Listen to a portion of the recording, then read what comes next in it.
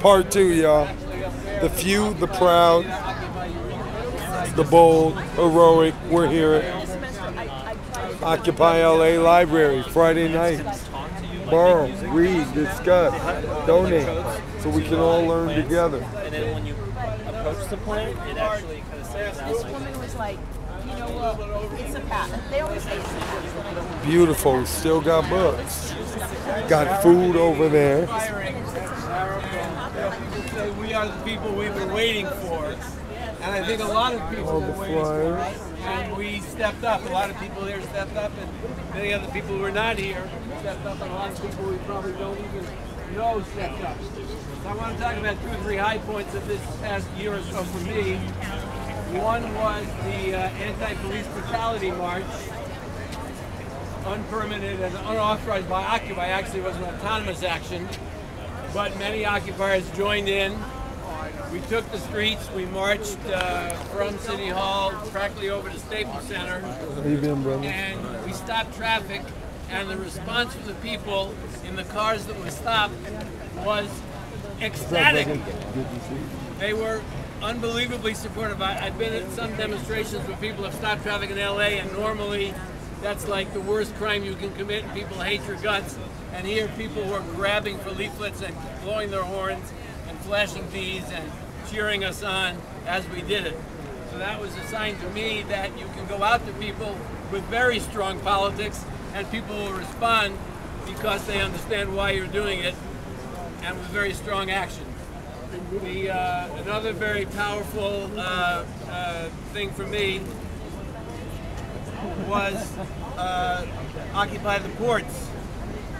2 weeks after the 1,400 cops evicted us and 300 people were arrested, we brought 700 or 800 people down to Long Beach in the rain, in the dark, and we basically did shut the port of Long Beach and probably the port of LA because the freeways were so tied up.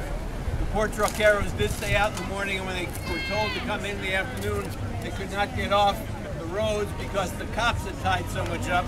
They brought out the port police, the Long Beach police, and they did the job for us in a sense that we couldn't.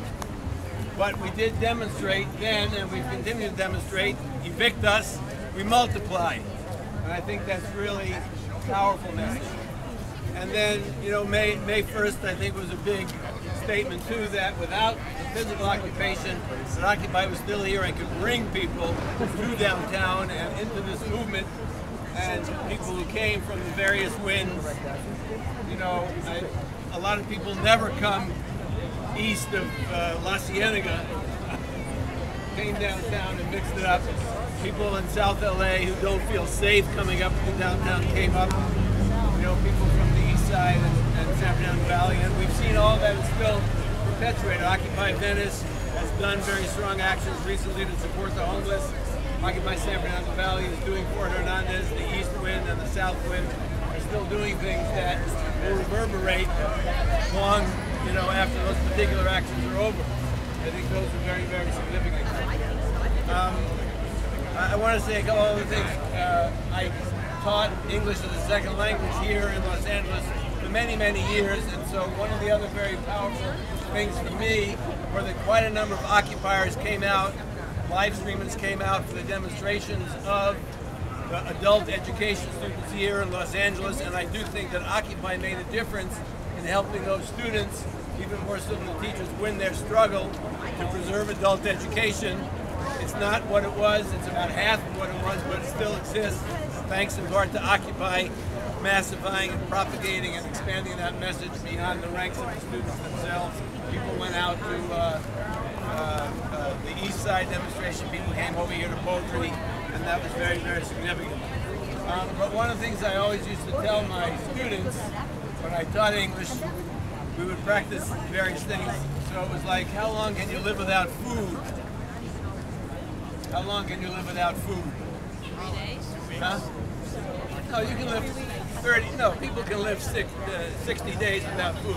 The person hunger strikers, the Irish who went to death, you can go for a month or two without food if you have water. How long can you go without water? 3 days, 4 days, and then you're dead. How long can you go without oxygen? 3 to 5 minutes. But there's one thing that you cannot go without for a second, and that's love. And so this is the embodiment of love to me and the expression of love. And I know there's factionalism and people don't live up to it, but this is just the fact that, you know, we love each other and we love the struggle and we love the world we're trying to build and the world we're trying to save. And I think that that's why we're still here. Thank you. Just a little bit of love, y'all.